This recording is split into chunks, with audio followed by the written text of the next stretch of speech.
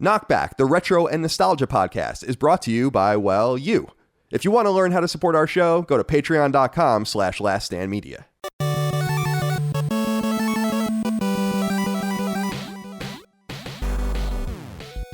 Greetings and salutations. Welcome back to KnockBack. My name is Colin Moriarty. I'm joined as always by my brother Dagan of Tarth Moriarty. Dagan, thank you for joining me today. How are you, my friend? Dagan, first of his name, King of the Andals. You're like looking at your watch after a while. Like Breaker of Chains. Yeah, Breaker of Chains. The Unburnt is my favorite one. The Unburnt. That's another one. That's a cool one. Not the Unsullied. Not the Unsullied. No, because then they would have lobbed my dick off. I'm quite sullied. Yeah, I'm a little hairy and a little seedy. Dig, how are you, my friend? What's going on cooking? in life? Oh, nothing really. I mean, just hot this, that, and the other thing. It must be really hot down there in VA. 94 right now. It says 94. Ooh. So I'll be going to the pool after this. In fact, I've been floating around the pool when I'm able, and I have here the first Game of Thrones book. I don't know if you'll be able to see it because we have degraded quality when we're recording, but and I've look at that bookmark. You're almost done. Here's the worn edge of the book, and then I'm almost done. I have fewer than 100 pages left because there's like pretty large appendices at the end. Oh, okay. Cool. Yeah, sure. But so the book is, I don't know, what is it, 807 pages, and I'm on 702. So you almost there. That. But I haven't read much in the last week. So I've read 700 pages, and I would say that there were 2 sittings where I read 100 pages each. But huge. I've been reading it for like a month, so and the books just get bigger than this. So who the hell knows? But I've been really enjoying immersing myself in this and understanding, almost getting a little smug. Okay. Maybe, because I have a little bit of a better understanding now of Game of Thrones. You're in the know more. Right. I'm feeling a little smug about it, but I'm not anywhere near where I need to be. And I still have no idea what's going on in some of the, and in the show itself, I have no idea what's going on. Sure. We're now in season 7 in the show. I'm going to need you to explain some shit to me because I'm like, I don't know. We have come a long way. But Dig, before we get into, Game of Thrones, and KnockBack, of course, is our weekly retro and nostalgia podcast my brother and I do each and every week, and you can get it on Patreon, patreon.com/laststandmedia. But before we get into the topic at hand, which is our 7th Game of Thrones episode, because we're doing it season by season, and no, we will not do the books. Can you just leave us alone? But before we get into that, we like to stretch our legs a little bit. So, Dig, what's on your mind? What do you want to talk about this week? Hold up that book one more time. No indication that you dropped that in the pool. I can't tell you how many books I've dropped in the bathtub. Oh, yeah. At least 7. At least. I've done that. Yeah. It's like, oh, no. Possibly Dad's hand-me-down Hobbit book, early printing. Oh, wow. Yeah. Too bad. Possibly. Man. I didn't say definitely. I'll leave it ambiguous. Yeah, leave it. Go bury it in the backyard. But one thing that did happen is because it's so hot, and then I'm coming into the AC, and everything is that the pages started falling off. You know how when you crease the book in there, I hate that. So I got like Gorilla Glue and just started glue. It's pretty ramshackle right now, but binding.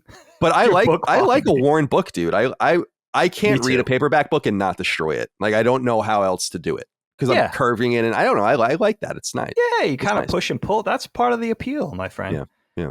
Playing into the fantasy thing. This is something I was excited to talk to you about. Now, Kyle, I grew up with a bunch of guys that, and it kind of through skateboarding, starting in junior high and all the way through high school, in our neighborhood that I skated with, that were big D&D heads, big role-playing game heads, and then eventually got into Warhammer and Shadowrun. These were like really like role-playing dudes. Some were slightly younger than me, some were my age, some were a little bit older. Common theme is they all had older brothers that were kind of older than me by 5 or 6 years. And I think they all got it from their older brothers. Like it was kind of a handed down tradition, the whole D&D thing, the whole role playing thing. And these were the same guys that introduced us to like our first indie comic books. Like they were on the cutting edge. They showed me my first Ninja Turtles graphic novel in the 80s. They were, they had Electra Assassin posters on their wall and introduced me to Bill Sienkiewicz and all this crazy nerdy shit. But certainly the role-playing thing. But for some reason, man, I just escaped the bug. I never sat down to play with them. And I was invited at length, time and again, but I just never sat down. It is so surprising. It's so interesting that you didn't choose that. It's so odd that I avoided that somehow. And I wasn't adverse, I wasn't adverse to trying to sit down and play. I just never did. And then later on, my best friend in college, my friend Colin, he was of the same mind. He invited me to play with he and his friends. I just never did. And so push comes to shove, and I've always been, oddly enough, this is the other weird thing that comes into play too with this whole thing, is that I'm kind of an armchair fan of D&D and the history and the lore, and I like to watch content on Critical Role. It's really strange, right? So I'm kind of like this backseat D&D dude who's never sat down and actually played a game or a campaign or anything like that. And so in one of these YouTube videos that I was listening to while I was working about a month ago, I heard this crazy thing that Gary Gygax, right, co-founder, co-creator with Dave Arneson, whatever the story is there, of D&D, I heard that Gygax was a notorious Tolkien / Lord of the Rings hater. He hated Tolkien, hated The Hobbit, hated the trilogy. And I was so surprised and a little dubious, by the way, about this, because the whole thing, right? Dwarves and elves. It's total nonsense. I know. How does that make sense? Total bullshit. So supposedly he dismissed it. Then it gets into this whole thing that the Tolkien camp sued them at some point, and there was bad blood and all this kind of stuff. So who knows? Maybe it was sour grapes, whatever it was. But that whole story got me into this sort of back into D&D. Right. And I'm listening to content, and I'm listening to the original heads and stories about Dave Arneson's biography. And it just gets me I'm tumbling down this rabbit hole like Alice with D&D over the last month. And the whole thing dovetails with seeing an old friend, my friend Jeff, who I haven't seen in a while.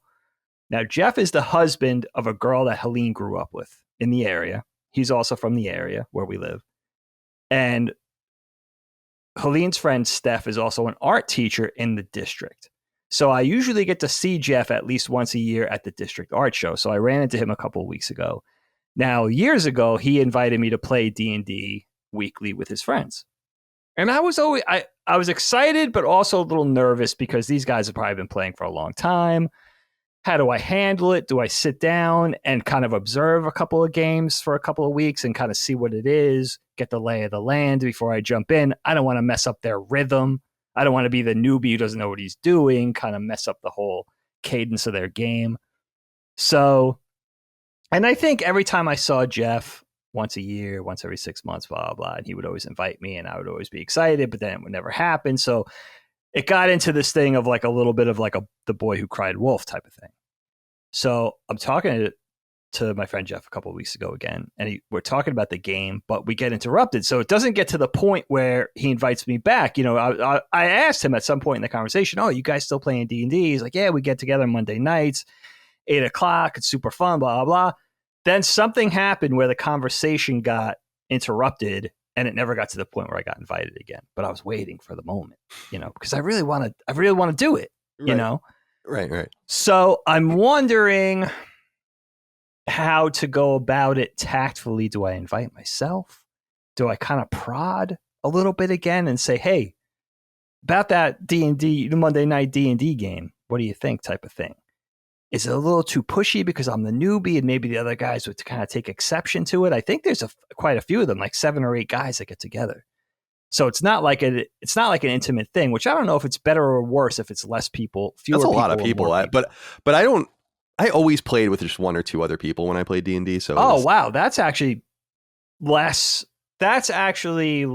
intimidating for me. Yeah, I used to often play D&D with just me and my friend Eric, and he would just be the dungeon master and I would just be the player. Just 2 people, wow. But then we would play with some others and get some other people involved. I think this is an easy solve for you. I think that you're friendly with them. I would just say like, "Hey man, I know we were talking about D&D recently, and I know you have invited me in the past and I wasn't able to make it. I don't know if you're accepting new players, but I'd love to come hang out, at least observe a game and see what you guys are doing." I mean, I think this is easier to solve than you'd imagine. And you can also, because I say that when I have to say things to people, I really do put this forward where I'm like, no pressure, you know, but do you want to do this? And so you can say that, like, literally no pressure. I'm not going to be insulted if there's no room for me, but I'd love to be a part of what you're doing or at least learn more about it, come and hang out and see it. I'm sure a lot of these people in my experience are very evangelical. So I would imagine that and I don't mean that in like the religious way. I mean, they're evangelical about their D&D games or their tabletop role playing. So I would imagine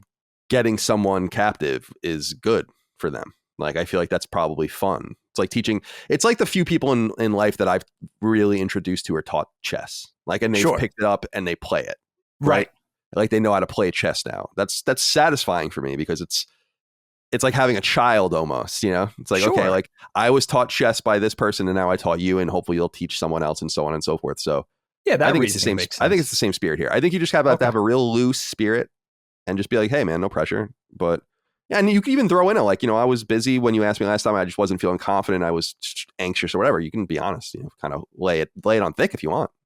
What do I need to know going in? Like, as somebody who's experienced playing, yeah, what do I need to know going in? Like, what are those 3 or 4 fundamentals that would help me bone up and not be such a dunce and such a, novice? It's so funny you asked this because I was just talking about this with Micah when we were walking the dogs because our nephew Declan, texted me recently. He's like, we should get a D&D game going. And I was like, yeah, what? Yeah. And it was literally just like last week. And I was like, that's so really funny. That's a fun idea. And I was telling Micah, because she didn't know this, and I don't know if you know this, there are different versions of D&D, right? Dungeons and Dragons, Advanced Dungeons and Dragons, AD&D version 2, and so on and so forth. Sure. Now, I played version 2 or whatever they called it.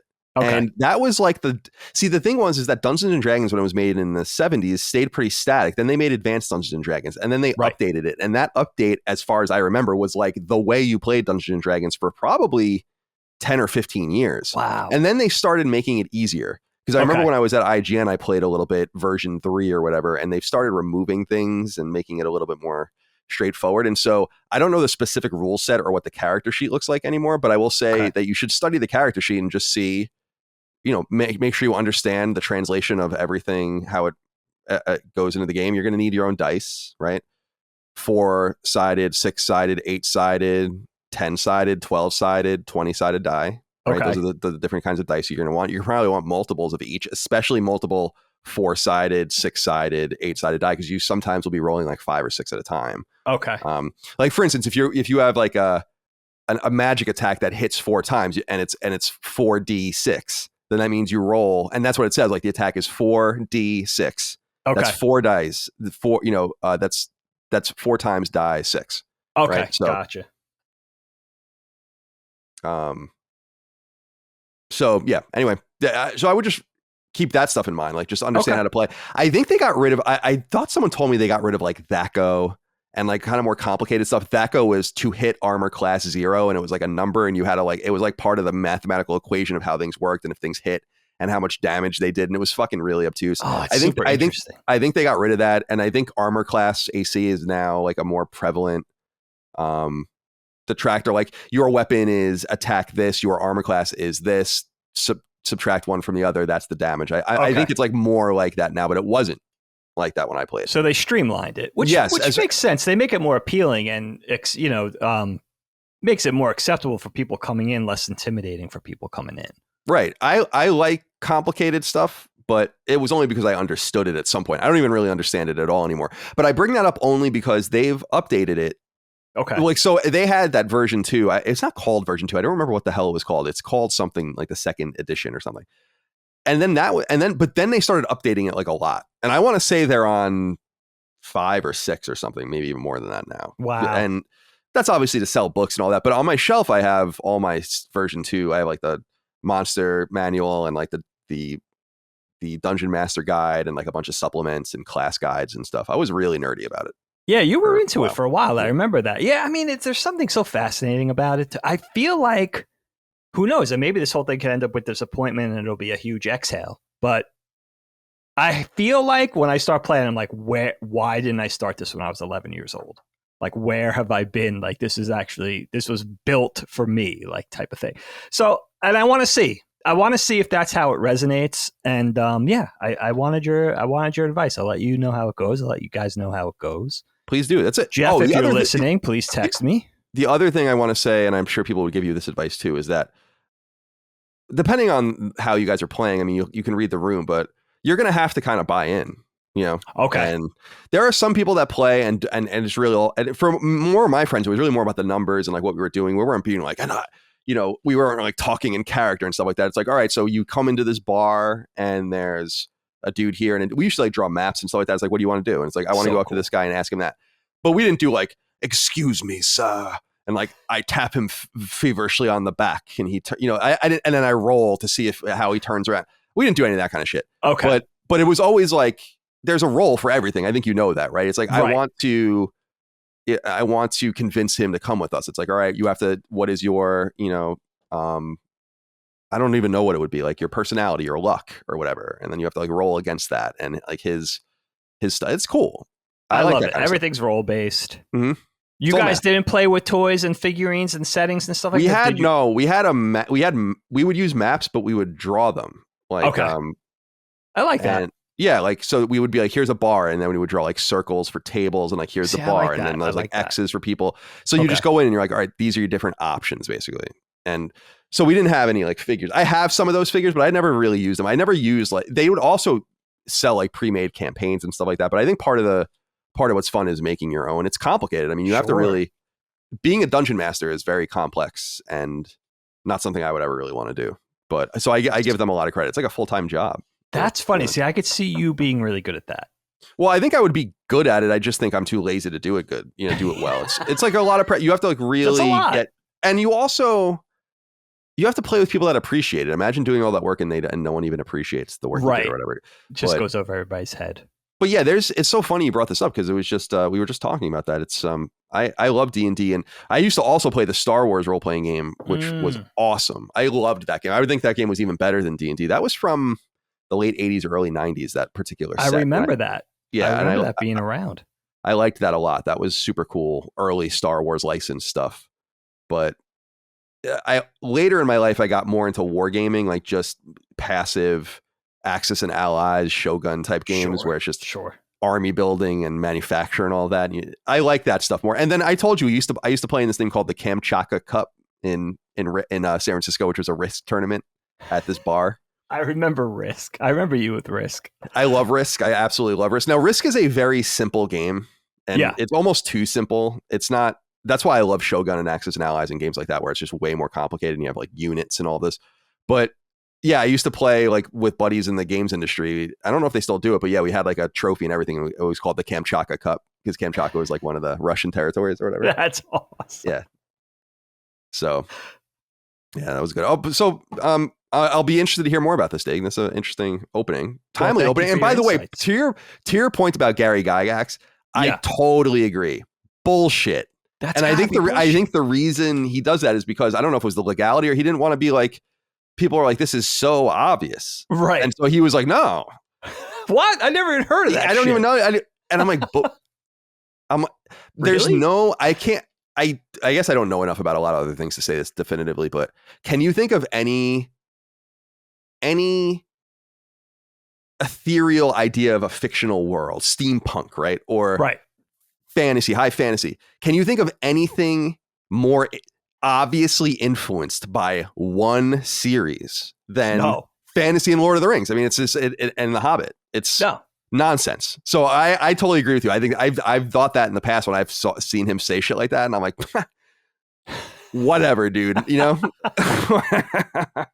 That got me tumbling down the rabbit hole. It really did. I was like, I'm fascinated. I'm getting drawn back into this world again. It needs to culminate in something this time. So that's why, thanks for the insight. I'm going to let you know how it goes. If I get the proper invite, I'm going to jump on it this time. I'm not going to squander my opportunity this time. Well, if you're opening the door, you can. I mean, that's what you have to understand. You're going to look like a dickhead. Right. If you're the one kind of, unless you really don't like it, you shouldn't subject yourself to it. But it is surprising because you are not only so deeply nerdy, but you're like a proto nerd. Yeah. With anime and with all these different things. It's so interesting. You could have been there at the beginning of this too. You just chose not to be. Got to make up for lost time. Mm-hmm. We'll see how it goes, my friend. Mm-hmm. Now, what about you? What's happening in your life, the life and times of CM? Nothing really. Really just hanging out, trying to get things done. Just dealing with like a lot of different, like I said last week, I'm just stressed out. Like the stress is getting higher and I'm not able to dissipate it enough. So after the show, I'm going to go and just float in the pool and burn to a crisp in the sun.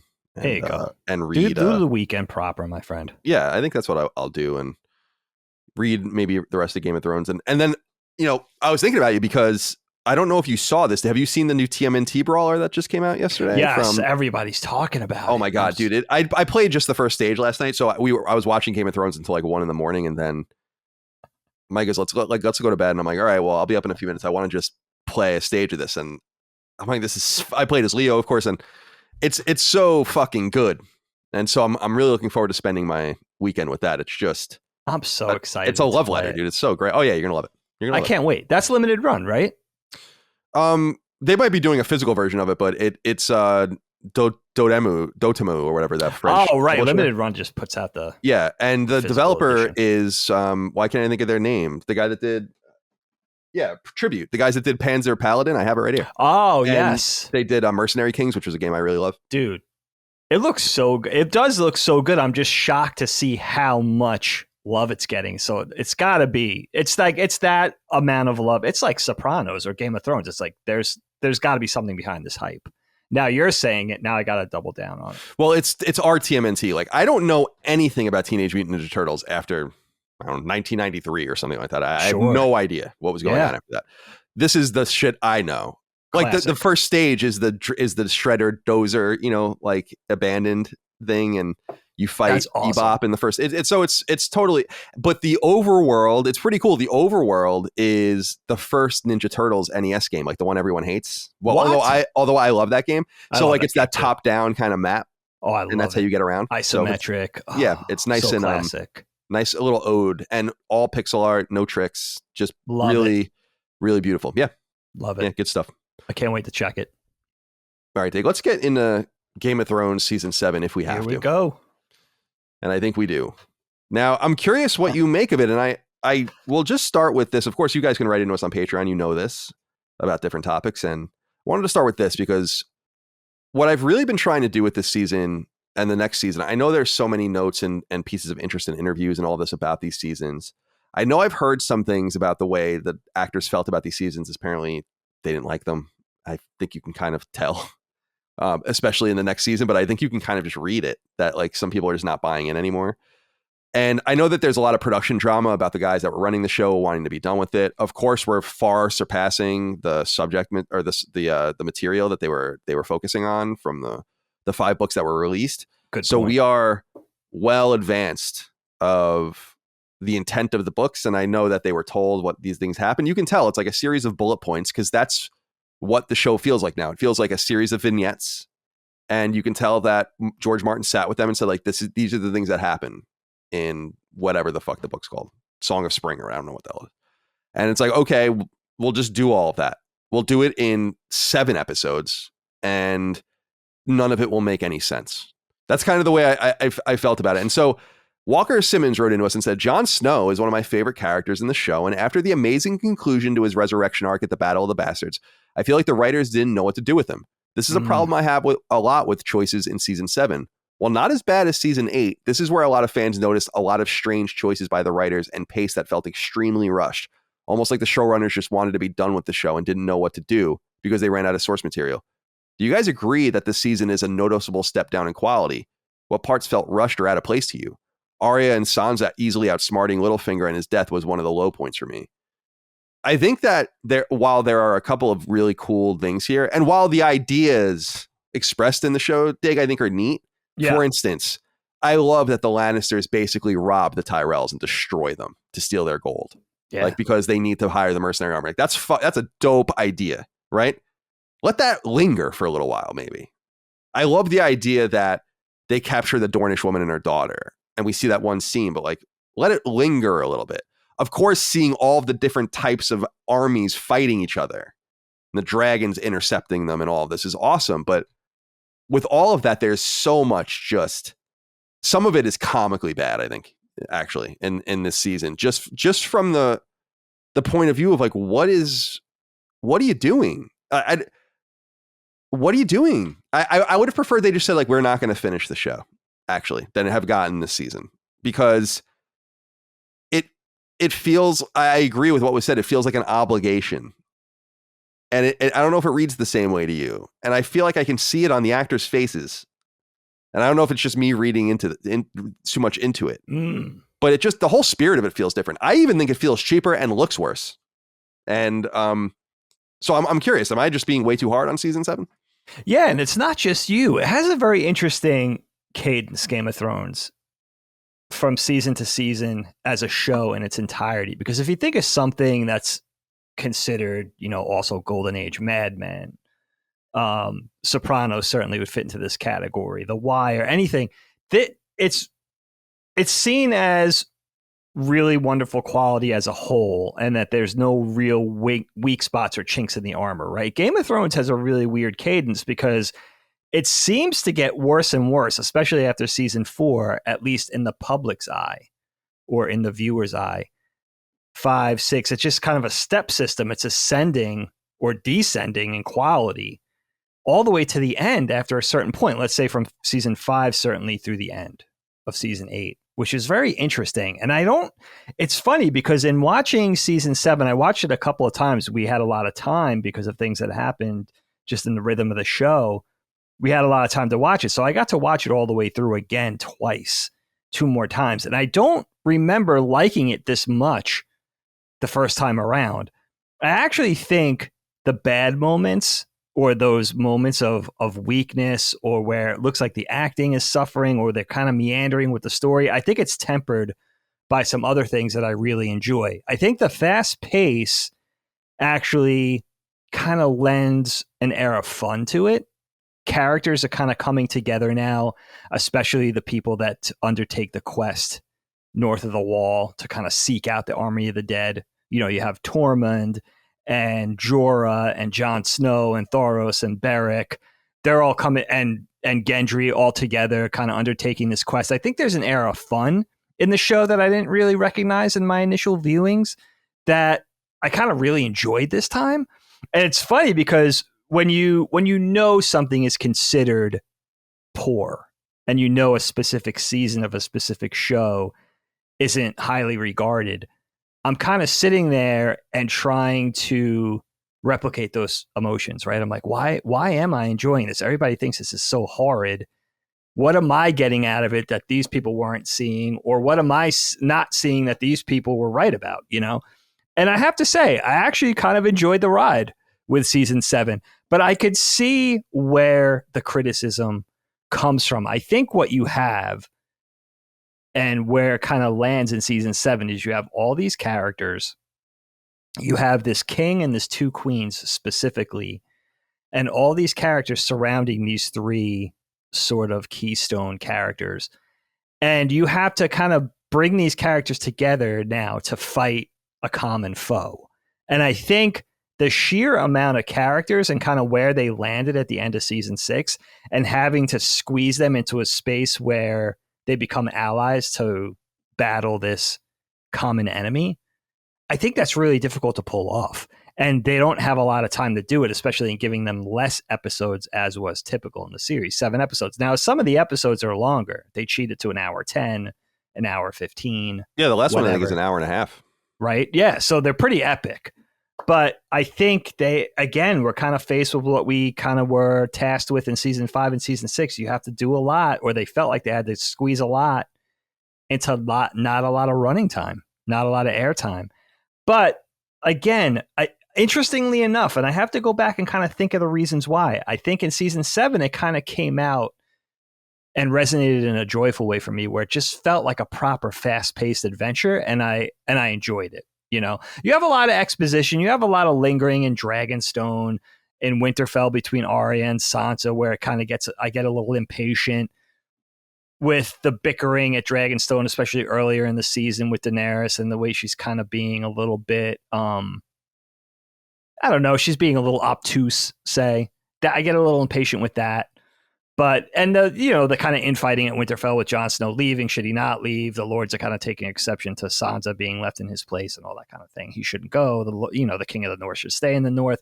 But I think the wheels start to kick up towards the middle and the end of the season. And I think I was just entertained. I was enthralled. I was fooled into liking it.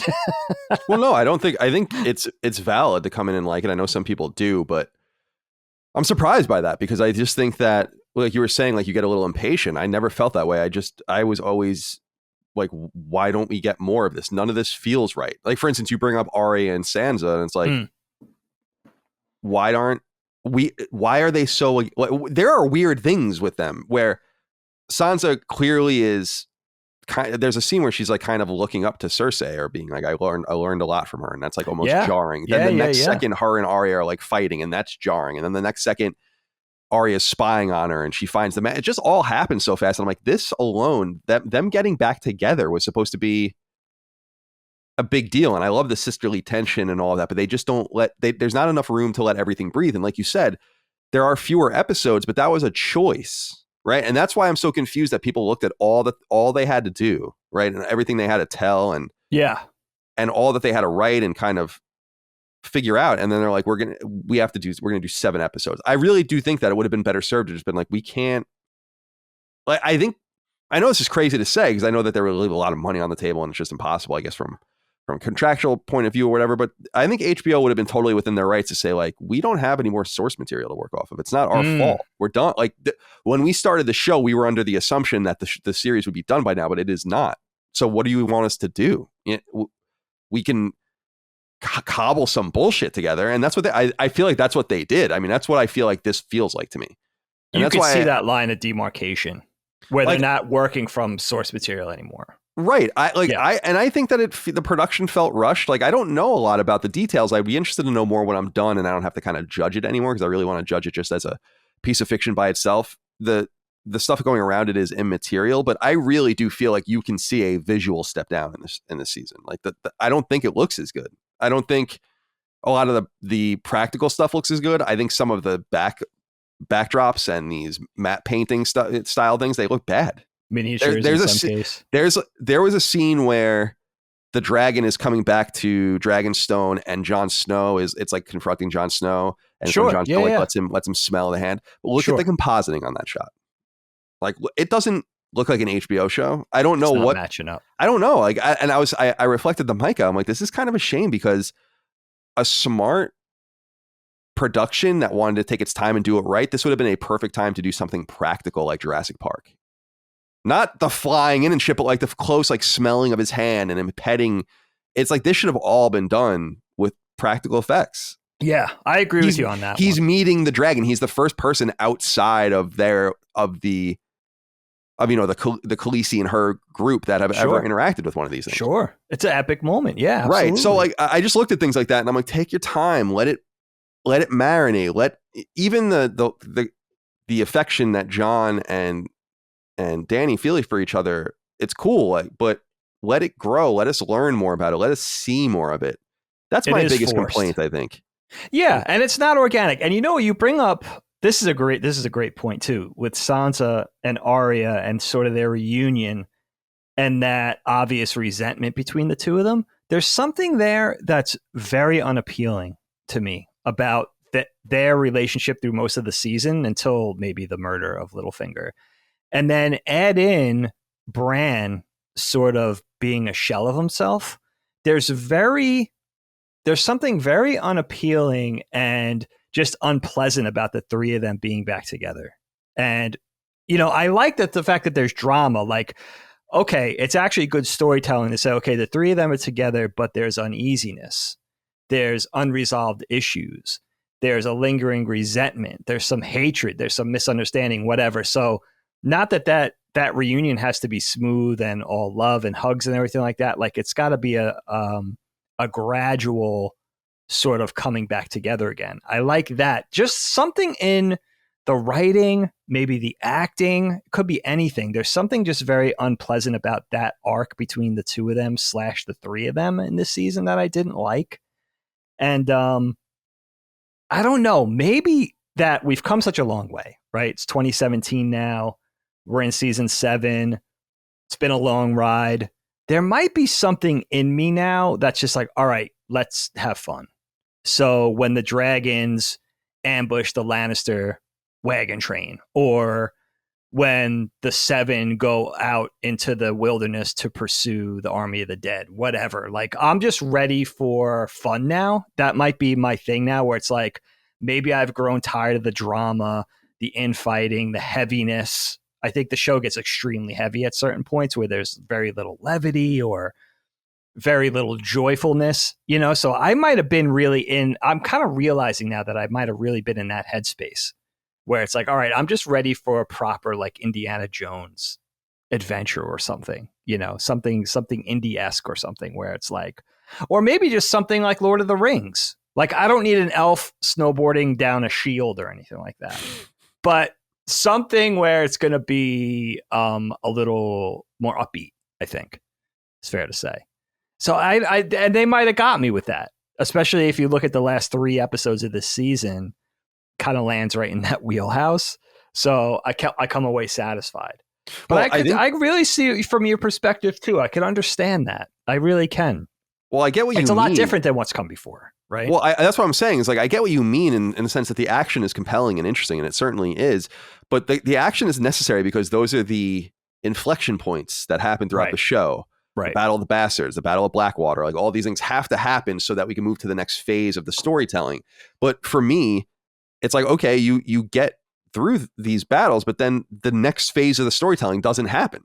It's just like, okay, now it's to the next major event. It's like, okay, but what about we earn those moments in Game of Thrones, and it's important. Right. And I was talking about the quote unquote smugness. I don't really mean that, but having read the first book now pretty much all the way through, this meticulous level of storytelling doesn't come through in the show from the very beginning compared to the book.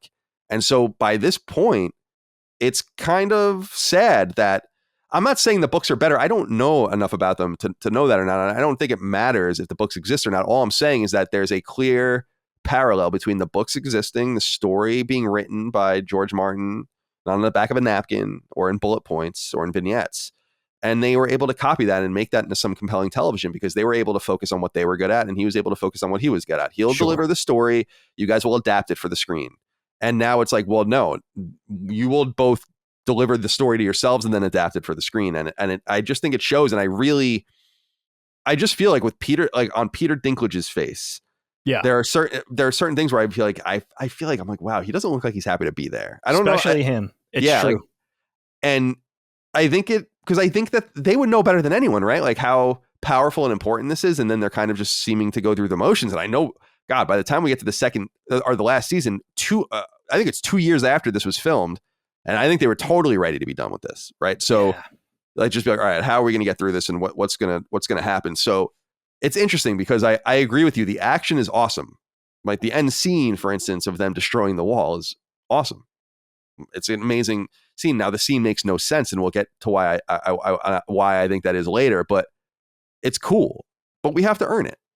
And I just want to go back to this idea of HBO should have said, like, listen, if you guys, because as I understand it, the guys that were running the show didn't want to do it anymore. That's how I understand it. Benioff and Weiss, right? And if HBO, I'd been like, then you are gone. Like we have to. Then we'll get someone else to do. See, I didn't even know about that. Right. And because I always thought it was like they were out of material, blah, blah, blah. But it really wasn't that at all. They were just like, we don't want to do this. And wow. And so, and I think, I don't think we'll ever know all the behind the scenes stuff. You would imagine they're probably frustrated that they didn't get the material that they thought they were going to get. And they're kind of stuck in this. I would be pissed too. It's like, you didn't deliver your end. We delivered our end for sure. So who the hell knows? And I'll read more about that when I'm done reading and watching. I don't want to paint my impression of anything based on that stuff, because I just think it's interesting and academic, but it's not material to what we're talking about at all, because it's the quality of the stuff on the screen that I think really matters. And so sure, I think it would have been incumbent on HBO to say, like, we owe more to this show than that. So if you guys don't want to do it right, we'll find showrunners that will do it right. And so I think there's a lot of blame to go around here, but absolutely. But I think it's fairly well known that by the last season, I think some of the actors were like, this is very similar, I think, to Star Wars. Like what ended up happening with Star Wars, where a lot of people that were in it were just like, no, like you can feel them sandbagging it almost. So yeah, I'm sure there was a lot of nerves going around that table reading, doing that script reading around the big table in episode by season 8, where they were, I'm sure season 7 cast a pall on the rest of it. And you could see, there's video footage of that, the actors, the cast around the table with their scripts in hand and looking kind of unhappy or at least uneasy. It's so interesting. You could definitely see, I'm glad you brought it up with Peter Dinklage, because there is a marked sort of a lower level of quality in his acting in this season. I think so. That is really apparent. And it could be, I think Peter Dinklage is one of our best actors, period. I'm not talking about just Game of Thrones. I think he's one of the most talented dudes or dudettes out there. But maybe it was just what he was given. Maybe it was just the source material and the script and the writing. But there is a marked difference in what he brings to the table in this season that is so glaring. That is one thing I noticed. And it's like it's actually a different style. It seems like he almost like devolved into a B acting style or something. It's very, very odd at times, and then sometimes you can see that brilliance shine through. I mean, that level of talent, right? Can't lose that forever. But yeah, it's so interesting. It really, that was interesting for me. Well, I think like guys like Nikolai Coster-Waldau and stuff, I think he brings it the whole season. I think he's wonderful. I think Jaime is like a great character in this season. I think, or at least maybe not what he's given, but at least his performance on screen and what he's dealing with, Euron coming in and the constant infighting with Cersei and everything like that. I think he's really good. So, and, same for Lena Headey. I think she's great too. So I don't know. I think there's good and bad. Let's put it that way. I agree with you too. Like some of the performances are really great. Actually, someone wrote in about a specific scene that I really loved in this season. So let's focus on something positive. Chris Fazio wrote in and said, "How great is that final scene for Olenna Tyrell with Jaime? Well, I don't look at the latter seasons of the show too fondly. Their final conversation definitely stands out to me as a high point and one of my favorite scenes overall. Diana Rigg does an amazing job, and it left me thinking that Olenna had a pretty victorious farewell for someone who just lost a battle. She didn't lose the battle; she lost the war. She did. One of the cool things about this season is that we see both Highgarden and Casterly Rock for the first time, as far as I know. And that alone is one of the great shames of how quickly it goes, because I think they don't bring you there intentionally. In fact, I don't think we go there in the book either, because I don't think any of the story is told from a Lannister's perspective, at least not at this point. Oh, okay. Each chapter starts with like the chapter's just called Arya, Sansa, Jon, whatever, and I think there's like 7 or 8 characters that you see from their perspective in the first book. So we wouldn't necessarily see these people too much anyway. But I did love that scene because she finally gets that off of her chest, and it probably feels so good. It's awesome acting all the way through with her and Jaime, where she's like, is it the poison? Will it be painful or whatever? And he's like, no. And she just drinks it immediately. And then she confesses that she killed Joffrey. So what did you think of that scene and their kind of interlude? And again, just it would have been so much cooler to lead up to that. There's a siege outside her castle walls. They're fucked. They just got all their shit robbed. Everyone's dead. Man, that could have been one episode. That really should have been one. And this is what I'm saying. Like one episode should have been the siege, the assault on Highgarden. One episode should have been the assault on Casterly Rock. Absolutely. So just seeing these things in kind of passing is lame. But this scene I thought was really cool. So what did you think of that?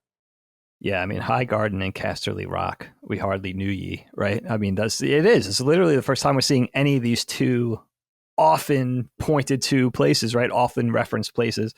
I mean, this conversation / confrontation between Olenna and Jaime is one of my favorite scenes in the entire show. I think it's so good. It's a scene I've watched on YouTube just by itself. And you know what's interesting about Olenna? We know she was like kind of like the female Tywin. Very clever, always 1 or 2 steps ahead of their adversaries, right? But here's the interesting thing about Olenna. Earlier in the season, she pretty much advises in not so many words to Daenerys to like attack with her dragons and be a dragon. Like That's what she tells her, be a dragon. If Daenerys listened to Olenna in that moment, none of this shit would have happened, because Daenerys would have just ruled Westeros by that point. So it is interesting that Olenna, and in this conversation, claims to have outlived all of these clever men, which she has, and she would have if her ally listened to her, which is an interesting point. And then, of course, the confession, which we do know that it was her, but if you weren't paying close attention... She confesses to Marjorie. So, right, exactly, in season 4, season 5, whatever it is. So if you're paying close attention, you had already know this, but what a wonderful payoff moment, and what a fuck you to the Lannisters, even in her last dying breaths. It's so Olenna Tyrell, it's so Queen of Thorns. I love it so much. And also, I love the shot where the Unsullied army is pulling up to Highgarden, and she's at the window and she sees it coming. I love just the sense of scale there, and I love those. It's very Castlevania, that look. It's so cool, that balcony, dude. And then how it looks out on everything. Yeah, because you see Dracula, forever. He's like in the box art for Castlevania 2. I think he's like in one of those little alcoves. Yeah, like one of those turrets, like high up in this window. Super cool. Way too big. So it's so cool. It's such a great moment, and just the way Jaime kind of deals with the barbing and it sort of trying to be a gentleman, and then she's just kind of getting his goat over and over again during the cadence of that conversation, and to the fact that she who wins. You walk away, and he's pissed when when it cuts back to him, and he's kind of throwing around the gold and everything like that, and Bronn's like, "What the fuck happened? Like, why aren't you happy? Like, we just got this huge treasure. We're heading back to King's Landing. We won. We beat them. Type of thing." She got his goat. It's good shit. That's the thing. It's like those are maybe I'm being robbed of the bad memories by those epic memories of the season where it's like, wow, that's some of the best that conversation is some of the best television I've ever seen, probably. Totally. And we don't get to see enough of Olenna. And I think we see a lot of Jaime, which is cool because I do think his performance is good. And this sense of sadness that overcomes the character, I think, is portrayed really well. Like Definitely. In that Olenna scene, I didn't remember because I'd only seen all of this once at this point until now when I'm watching it again. And I was like, what does he do? I'm like, I half expected that he like took his sword out and like beheaded her or something, like right in that moment, like when he said that, but of course he didn't. And he goes back kind of with his tail between his legs. And we of course learn too that Cersei is pregnant with Jaime's kid. Now this is where I think this is one of the things that I think gets a little unrealistic or strange. I still don't understand how she's holding power. They say King's Landing is 1 million people. That's more people than in the entirety of the North. And it seems like that mass of humanity could just take power at any moment. And she seems to have no friends, and they're going to just be, it's so awkward when she's like, I'm going to tell everyone you're the father. And it's like, what the fuck is going on here? But I don't understand what is happening here. How did it's almost too convenient, like Cersei becoming queen. Again, they should have spent more time on that. That's a real seizure of power. And that coup, as it were, would have been an interesting thing to have witnessed in and of itself. And so you're almost left shocked because she's so great. She's such a great character. She's a horrible person, obviously, but a great character. She really is compelling to watch. Totally the central antagonist. A lot of awkward embracing of incest and all of that with her and Jaime, but I love how cutthroat she has, and how cutthroat she is, and I do love the subtlety of everyone's armor changing during the season. I don't know if you noticed that, which I really dig. I like that as well, where everyone just starts wearing black armor. Like, so cool. It's really cool. And the Mountain, I think, is I don't remember what ends up happening with him. I know he dies, as I remember, in the next season, but he seems to be crazier and crazier under the mask.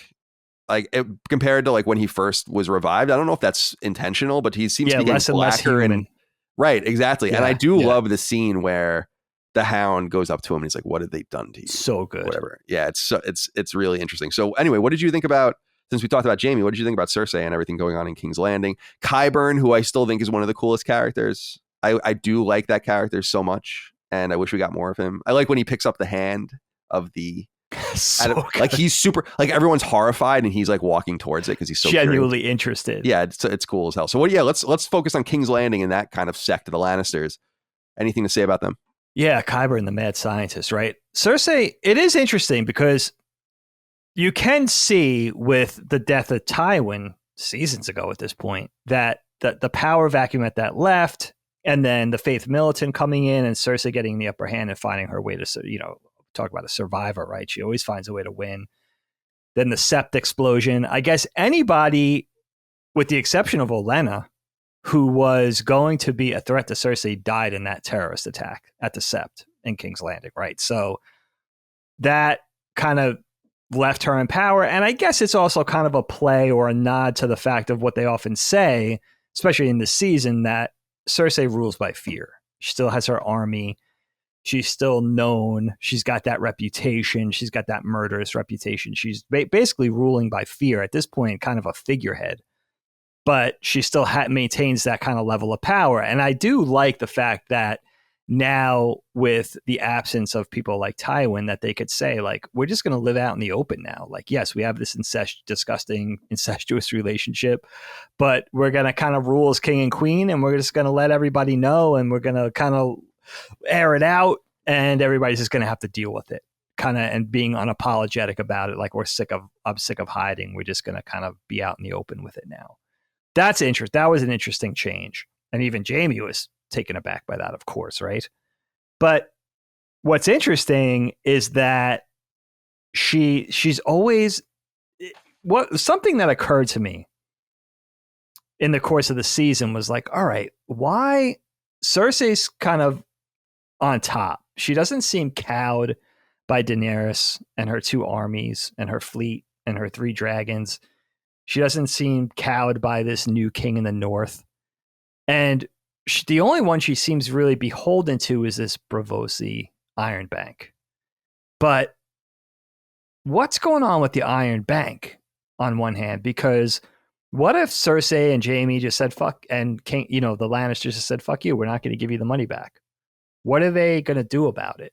Presumably they have some sort of, and presumably again in the books, you would know more. We would learn more about this because we do get a little bit of taste of them when the Tyrells go there.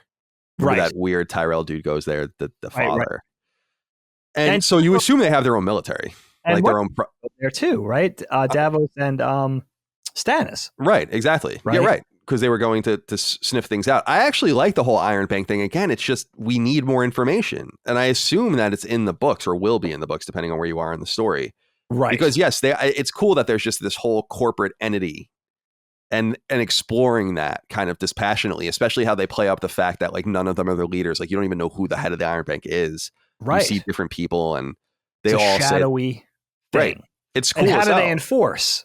You know what I mean? And that's what I'm saying. They must have some sort of military. Like they must be some sort of like Shinra, right? In some way where they're a corporation with a private military or the money to hire one. They have all the money and all the gold wrapped up, and they have their fingers in every pie, so they can probably just do what they need to do. But they should explore that more. I like that connection. And again, I like the idea of the Lannisters saying like the only way we get the Iron Bank. See, you could see that George Martin went to them and said like so one of the plot points is that the Iron Bank comes and seeks the money that they're owed, because they do play up in the previous seasons that the Lannister gold mines are empty, and that they've they're 20 million gold dragons in debt or something insane like that. And so something insane. So he goes to them like they're going to come and seek their money. And so the Lannisters turn the tables on the Tyrells who have money and steal it from them, and they'll eliminate the house.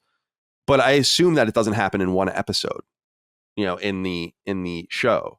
And so hopefully we would get a little bit more of a vision of why the Lannisters feel it is so urgent to pay the bank back. Sure. Because you're right in the sense that what they could have easily done is said like, we'll hire, because what ends up happening is that the Iron Bank on their behalf hires the Golden Company, a mercenary band. Right. And they did that because they settled their debts with them. Right. But you would assume that they could have easily just been like, okay, we're just going to hire these mercenary bands and not pay you back. And that's why I think you're right that the story is missing the penalty. And that's why I think we need more information. Like they kind of play it up. Like they seem above it all. Just the idea that the Lannisters are even interacting with them and groveling with them is an indication of their power. Yes, right? Absolutely. And that leaves you fascinated and wanting more info. Definitely. Right. I agree. Of course. Agree. Definitely. All you see is this one agent that we saw is the same guy that was interacting with Stannis and Davos earlier in the show. It's that same guy. And you get from that guy's sort of his persona and his personality and everything, you do get the sense that they're completely not worried about anything. Like that they're on top in this civilization, they're on top and they really have nothing to worry about. Now, he's surprised that they're paying back in one lump sum, and he seems rather delighted by that. He also doesn't seem very worried about anything, So yeah, that leaves you wanting more. Like, who are we know a little bit about Braavos. We know about the water dancing. We know about the House of Black and White. We know about the assassins and all that kind of stuff. But what specifically is behind the Iron Bank. Like, what shadowy organization is this? And can we just get a little bit more of why this is seemingly the only thing that Cersei is sort of fancies herself below in the pecking order, right? So, yeah, it's just one of those things where I would have loved to have more of that. It's this idea of I guess it's just a blatant illustration of they're enthralled with money, right? And Sure. And how even this weird world that they live in, everything goes through a bank and money. It's a little weak in a way because it's too on the nose, but I get it because I think things trend towards that. It's the same thing with other features of the show too, where it kind of turns into a zombie show almost, and it's like it is a zombie show. Yeah, it's kind of, yeah, it really is. So you kind of expect more nuance to it, and this is where the nuance could have been discovered in a better season 7, but wasn't. Like, let's go to the Iron Bank again and be there and figure it out and understand it. Like, a really cool scene in this and a really cool series of scenes I thought in this season, we're seeing inside the where the maesters are trained at Old Town and in the libraries and all of that, and there are cool shots of them talking around the tables and talking about their problems, and you get a little bit of a view into not only what they do and how they operate, but what they lend to the realm. And they even say, like, I think Sam says to them, like, you can control this. Right. You guys can actually totally control the entire situation. You're so important and people trust you so much. Like, you're above it all, above the realm, the concerns of politics and earthly things. So we do get to see some of that, which is cool. Like, I'm glad that they got to explore that. And I like Sam's redemption. Oh, it's great. It's a little weird, but it's cool. Like, I like that character, and I like watching his brother and his dad eat shit. And I don't think they're on the nose enough about that. Like, I can imagine, like, I don't even know the first time through that I realized who they were. Yeah. To be perfectly honest with you. I don't think I realized it either. It was only this time around where I'm like, who the fuck are these guys? And then you realize, oh, it's like the dudes you randomly saw. These are Sam's people that rejected him. Right. Yeah. Yeah, absolutely. It is also weird, though, because you have the Tarleys who are bannermen to the Tyrells and then ultimately the Lannisters. But just like in King's Landing with the Starks and the Umbers and everybody around them, like, you would think there's a lot of families around the Lannisters. Why they it seems a little forced that they concentrate on the Tarleys because they're connected to Sam. Like, they concentrate on Sam's dad and his brother Deacon because they're associated with that one character, where there's bannermen all over the place that serve the Lannisters. So that always seemed a little forced to me. It's like, are these guys really important? We see them the way they have their dealings with Jaime and Bran and everything like that. So that seemed a little bit shoved in there to me, where it's like, all right, we're going to have the dragon assassinate these two guys just because they're associated with Sam. It seemed like, I mean, time is of the essence. Like, we have so little time to let this story play out. We're going to concentrate on these two morons for a while. Like, yeah. That did always seem it's not that I don't like it. It's fine. And it's tragic that, again, their white Daenerys is like wiping out an entire family. And Tyrion tells her that. Like, why do that? You know what I mean? But she's showing a glimpse of that Targaryen anger, whatever you want to call it, craziness, insanity, whatever. But yeah, that's it. That's another interesting thing. And Sam with the Citadel and the Citadel, yeah. With Jorah and the grayscale, and I like Sam's arc. I like his selflessness. I like his bravery, and that he kind of does it by other means than waving a sword or a warhammer. Like, he's got to do it with his intellect. He's got to do it with his bookishness, with his intelligence. He's got to do it with the book and the scroll rather than the sword and the hammer. It's kind of cool. Which is cool. Yeah, I dig that. I like that too. Okay. Let's talk about the Ironborn quick, because they're important here. And again, we don't see them too often, but they're relevant. Theon's it's kind of sad watching Theon. He's so, until the very end, he's just cowering and sad, and the whole Reek thing is behind him. So I guess he's not so broken by that anymore, but he's done all these horrible things. And there are a couple of cool scenes. One at Dragonstone with him and Theon in the throne room is a pretty cool scene. Jon and Theon, rather. And the other cool scene is when he's on the beach, obviously beating the shit out of that guy and going and finally deciding to be a man and not, when Yara like needs his help and they're fighting ship to ship and she's so cool and then he just jumps away. It's like, oh my God, what are you doing? You're so embarrassing. Like and everyone sees him do it. And Euron is an interesting character. I don't know that I like the character very much. He seems to me to be like Captain Jack Sparrow almost. Like, it's very weird. Like his movements and I'm like, what is this? This is strange. Like, it's just a strange portrayal, but I don't know. So, but I like how they have an incredible power where they're like, we have the Navy, and I like that they're dealing with their own civil war, which they basically win. The Euron side wins that civil war, but I like how there's two different navies and they're conflicting over leadership and all of the rest. One of the cool things, though, I like that Euron's involved in is when he just storms out of the meeting at the end when they're trying to get the truce. And I forgot about that. And then I was like, oh, that's weird. I don't remember that at all. I guess that's the end of Euron. And then at the end, they're like, no, this was all part of the plan. There's double and triple and quadruple dealing going on here. He's going to pick up the Golden Company with his ships and bring them back to Westeros. So do you have anything to say about the Ironborn and their kind of arc here, Euron, Theon, etc.?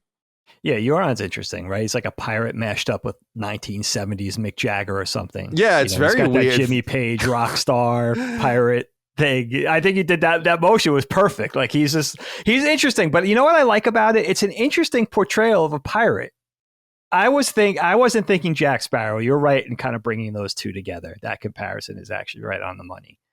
But you don't see you don't think of the typical peg leg, beard, black beard, giant hat, parrot type thing. I like this kind of interpretation of a pirate. And the fact that we talk about this with the Ironborn, they are kind of like rock stars, right? They pay the iron price. In other words, they don't earn anything. They take it. They take their women, they take their gold, they take the places they live, they have this pirate code. And now you have the Ironborn kind of broken in two because you have Euron, who's in command of most of the Ironborn, and then you have Yara, who's kind of the rebellion, the smaller fleet, the breakaway sort of, whatever you want to call it, fragmented part of the Ironborn. That's kind of, there's some infighting going on there. But Euron drawing up with Cersei is interesting because Cersei can, you initially think, okay, she's going to have control of the seas, the 14 seas, right? That's clever. But then that whole plot with him going to pick up the gold company from Essos and making it look like he's turning tail and running. Again, Cersei's always got a plan. And I love the bad blood between Jaime and Euron because Euron says he's doing it for one reason. He's doing it so he can marry Cersei. And Cersei, in not so many words, agrees to that as long as he proves his worth.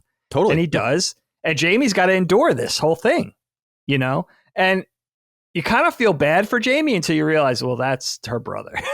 I was going to say, imagine enduring the horror of your sister marrying another man. For Jaime, this is his worst nightmare, Then you realize, oh shit, that did kind of remind you again, and you get rolling again with the whole incest thing, which is crazy. It always does check you. Like that is one of the cool parts of the plot is it always checks you. It's like, unrelenting. Well, don't get too crazy because don't feel too bad for Jaime. He's fucking his sister. He's sick. Right. And they're both sick. What's happening here is sick, With that love triangle, you almost feel bad for Brienne. Like when he just walks by her in that one scene, it's pretty sad. Absolutely, dude. But how much what's his name loves her? The wild man with a Tormund. Tormund, yeah. Oh, it's so great. It's so funny. He's talking about how they're gonna make like gigantic babies together and shit like that. What a wonderful character. He's awesome. And Theon, dude, right? As soon as he whisks, he's short of whatever, right? He proves his quality. He whisks Sansa out of Winterfell to save her from Ramsay. And it looks like, Theon is reborn, right? And then in that moment where they have to fight Euron and the invading fleet, and he jumps overboard. He runs, he flees. He's a coward. He's not broken of that sort of reek yet. It's like it was a harsh reminder of Theon is not. Jon spares him on the beach. He says the only reason I'm letting you live is because you helped Sansa, basically, or I would kill you right here. And then, of course, he has that conversation with Jon where he says, I have to go and help Yara because she's the only one that helped me in the past. But And then you're hoping, and then he, of course, as you said, he has the fight, he has the fist fight with the Ironborn captain on the beach. And I love that moment too, because it reminds you how fickle the Ironborn are, because they're following this nameless captain until Theon gets the upper hand on him and beats the crap out of him. And then they're following Theon. It happens in the space of 3 minutes, whereas like they were ready to kick Theon to the curb.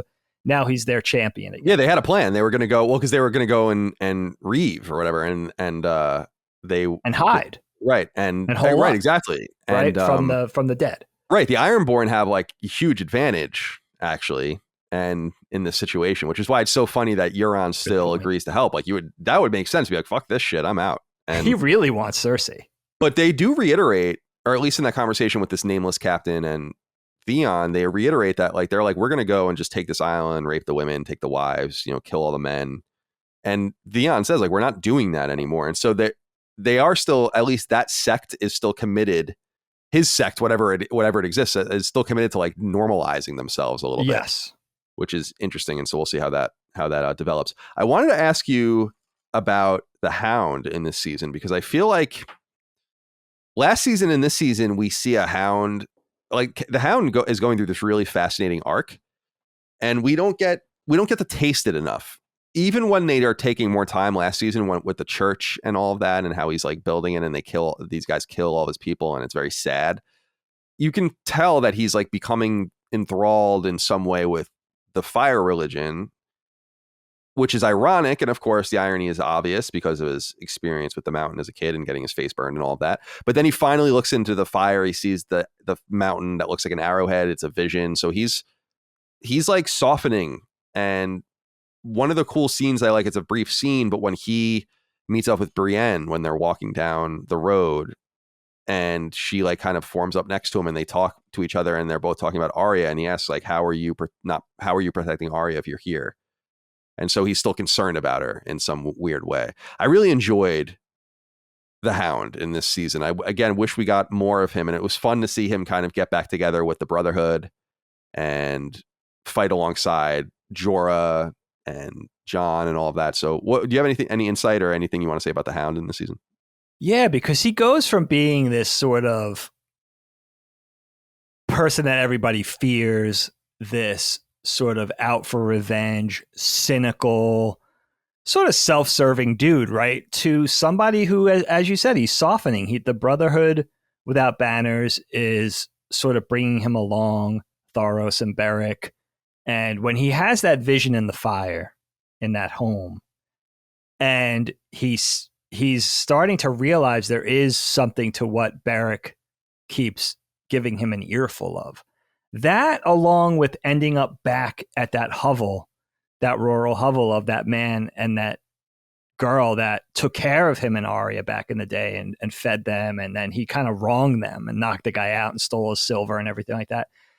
Showing remorse that they were dead and burying them in the cold winter night, going outside to bury them in the snow and everything like that.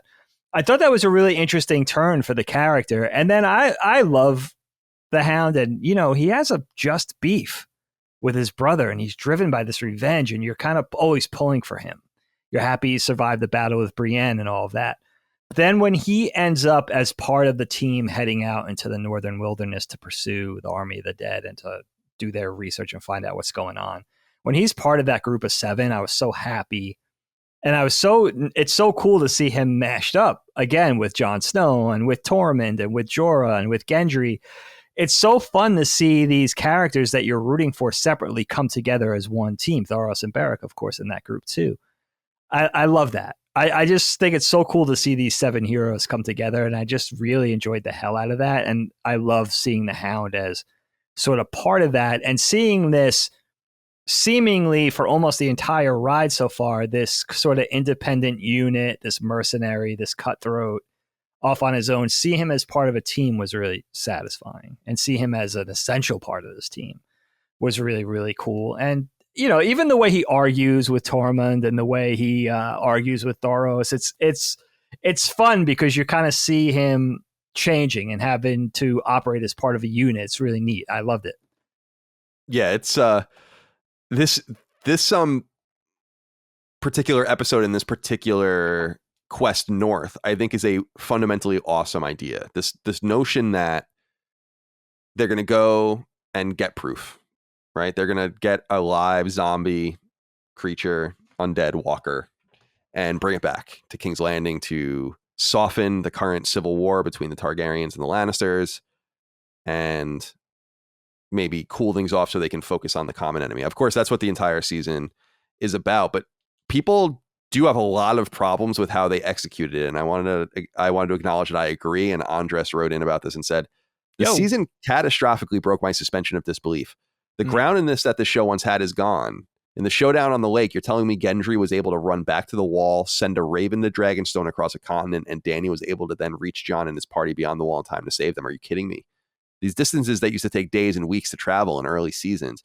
I agree that the whole execution of this, like this trek north should have been done as soon as possible in the season and then dragged as far into the season as possible so that you got a better feeling for the scale and the scope of what they were doing, so that more time was taken and all of that. And the time they do spend on that makes the distances seem huge. So yeah, Gendry's just running like an old Roman messenger all the way back to the wall, and they do get this help. It is a little weird. They do try to indicate that a lot of time passes, right? They're getting tired on that little island during the fight. The water is freezing and reconstituting into ice again. So they do indicate that some time passes. But did you have any problem with the rapidity of that section? Because it is cool watching the fire sword come back out. I love it. All that different stuff. And we lost some people, including Thoros and others during that fight. Yeah, sure. But I enjoy it. I like the whole idea of just trying to get one of them alive and bringing them back. But do you like the way it was executed? Yeah, you're absolutely right. And Andres is right. Like this could have been dragged out for an entire season. It's worth that. These are the characters that we're waiting to come together as a team and see what they're capable of. And I love the fun of trying to capture a living wight or one of the dead to kind of sell it as this is the reason why we have to come together as a unit in Westeros and fight this thing, this common enemy. I love the idea. It's super fun. It's just a really fun, entertaining idea, but it does happen really quick. And you are left with the thought when Daenerys shows up with the dragons and helps them when they're stranded on that little ice island. It's like, wow, how fast how fast can a dragon fly? This is insanity. And I think as far as time passing goes, Kyle, they definitely indicate that it was overnight, but I thought that was it. I thought they just, maybe one night passed because they fall asleep on that little archipelago, and then they're concerned that the ice is going to harden so that the dead could sort of get closer, and of course it does freeze over, and we find out when the Hound throws that rock and the ice doesn't break. It's good stuff, but again, yeah, very rushed. It happens very quickly. By the time they let Thoros and Beric and the Hound out of that cell and head out, they find that little raiding party of the dead, right? They kind of assassinate them, capture the one zombie. Gendry gets back to the wall, and they're kind of marooned on that little island. I think that might all be one episode. Yeah, I think it is. Maybe two tops. Maybe it takes the better part, the better meat of 2 episodes. But that, and all the way through the rescue, the Daenerys rescue, and Viserion dying. There's one dragon dying. Mm-hmm. So, yeah, very, very quick. I mean, it doesn't make it less entertaining. I think it's a lot of fun. But yeah, that's the kind of stuff. Draw it out, tease it out and expand it. It's worth it. The characters are worth it, especially the characters. That's the big tragedy, I think, in rushing it or not using your time wisely, maybe lingering on things that would have been better served to linger on these things. And this campaign in the North, more so, is that's the big tragedy left in the wake, I think, is the characters. The characters are worth more than that. These are wonderful characters that we've grown to love and root for over the course of the better part of 7 seasons. So I think that's the biggest mistake, I think, in the whole thing, is just not respecting the characters. They're worth more than that. These are these are some of the best characters on television, Yeah, so, I agree. And I'm glad you brought up the dragon because Mr. Hollywood wrote in about this and said, "Hey fellas, very curious for your thoughts on this season. I'm pretty ambivalent about it personally. There are some great moments, but I think it's largely overshadowed by the many lackluster or outright dumb moments throughout the season and the final season that follows. The, in my opinion, harebrained scheme to travel thousands of miles to retrieve a White Walker to show Cersei, while making a point about the urgency of the entire situation only for it to have no effect whatsoever other than a dragon joining the army of the dead, is really representative of the drop in writing quality that we see much more so in season 8. It's a decision I judge way more harshly in hindsight than during my initial viewing." What did you think about the dragon joining the undead army? I love this idea.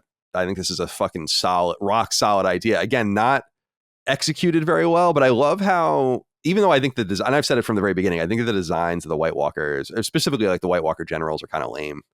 But watching them like just silently hand one to another, like one of these spears, and then they just walk and it makes this weird, almost TIE fighter like noise when it flies through the air and it takes the dragon out and he just falls through the ice.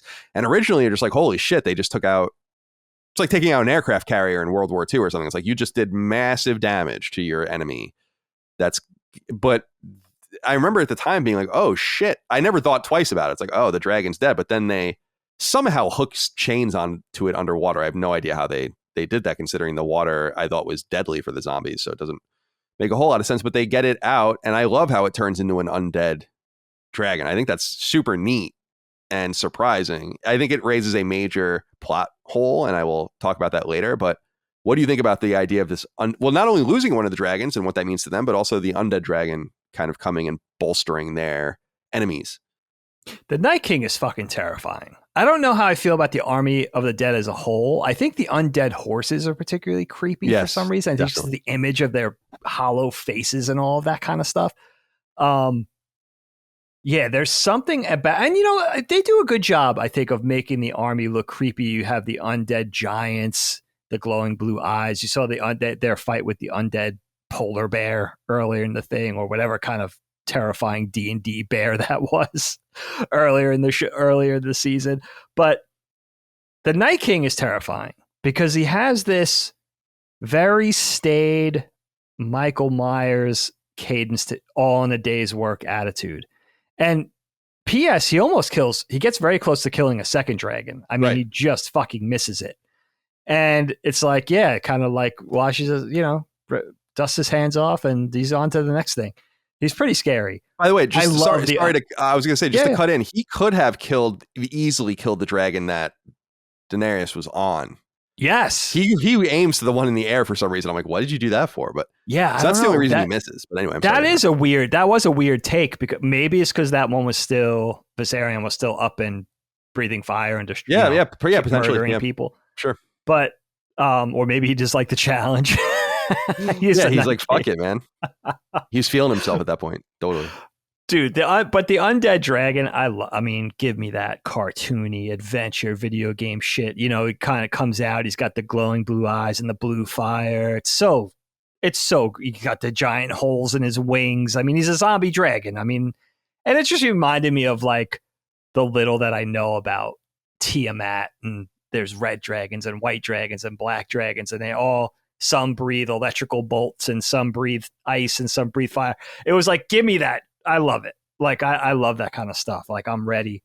And not only that, but I thought that a lot of the CG animation, particularly of the dragons, particularly with that battle and at the end where the undead Viserion is breaking down Eastwatch and destroying the wall, that section of the wall, I thought it was really well done. The effects of the fire, the way the fire is kind of playing off of the ice, and the follow through with the tail and the wings. Like, I thought it was really well done.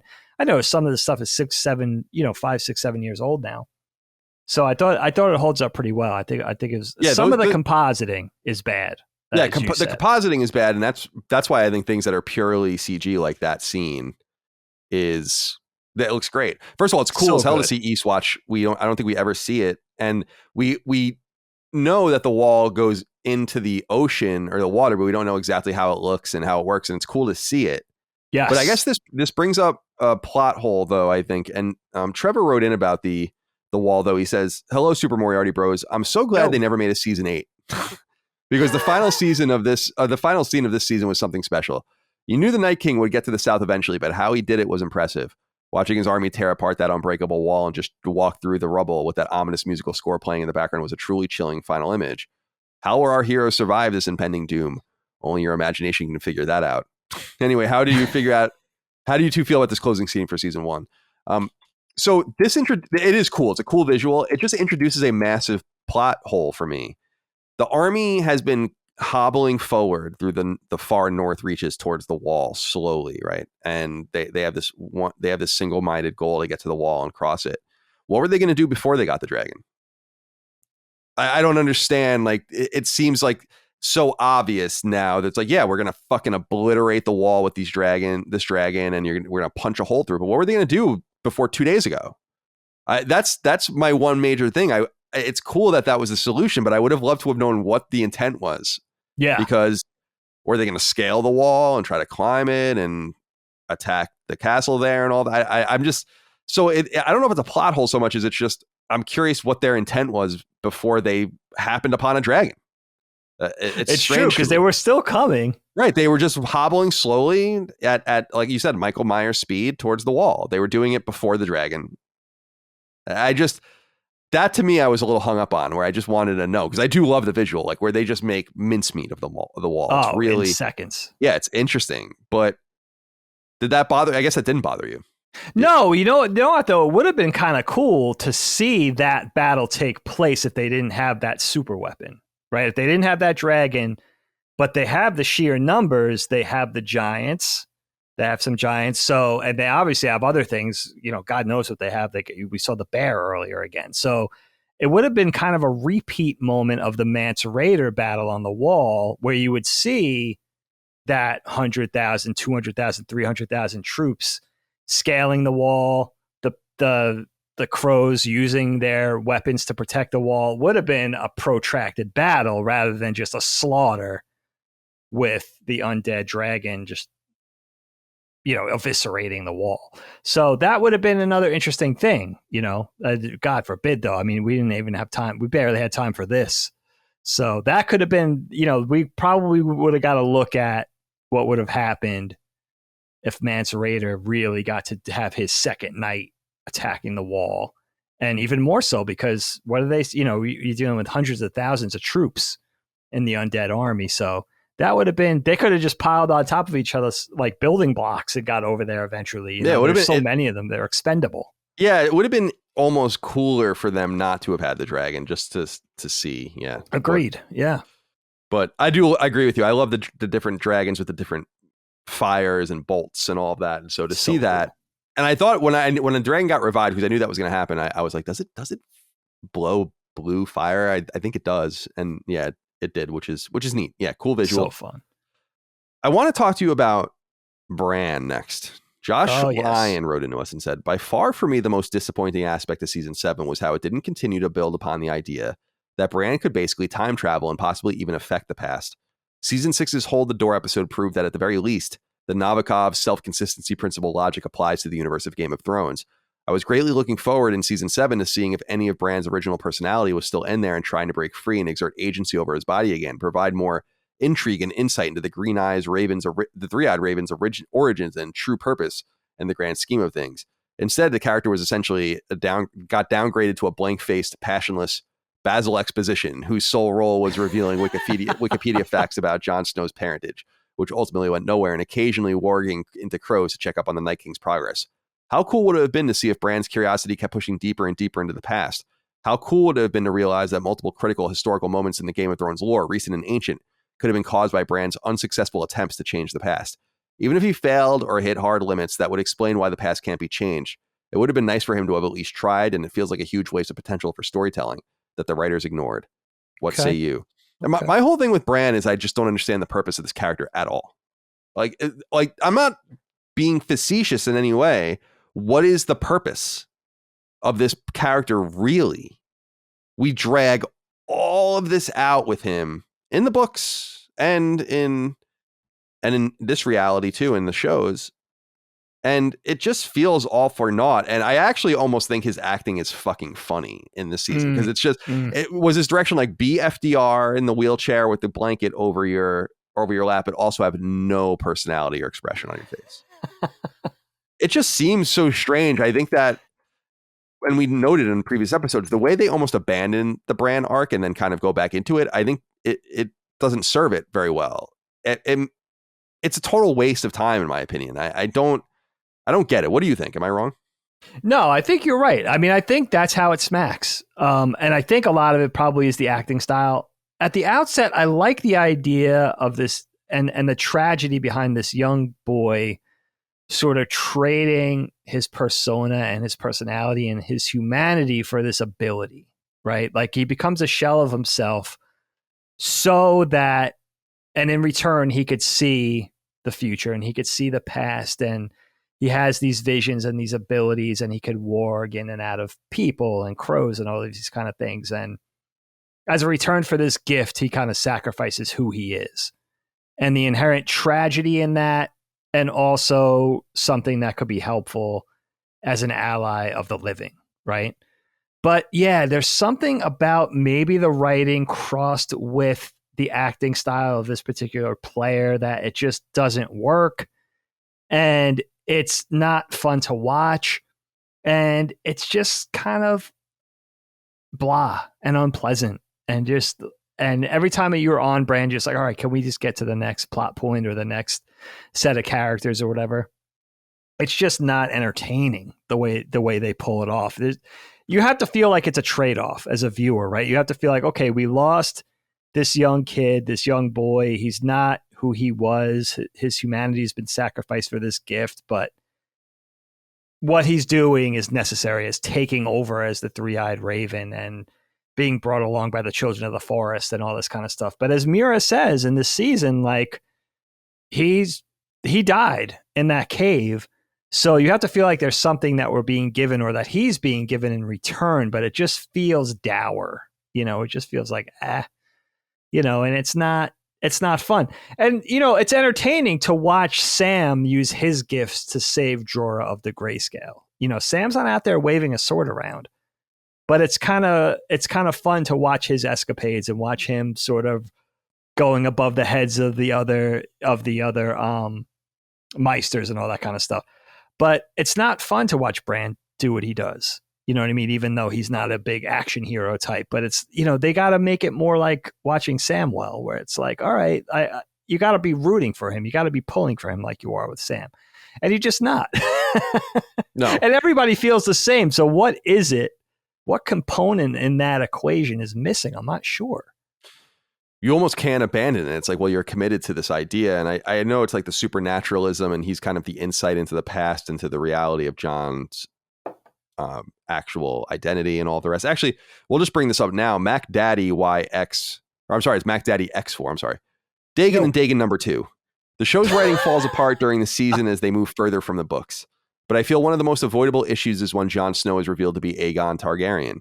Rhaegar Targaryen already has a son named Aegon, who is still alive at the time of Jon's birth. Any other name would have made more sense. The writers probably forgot about the other son, even though Oberyn spends the entire 4th season talking about the death of his nephew Aegon, amongst others. Imagine if your parents had named you both Dagon.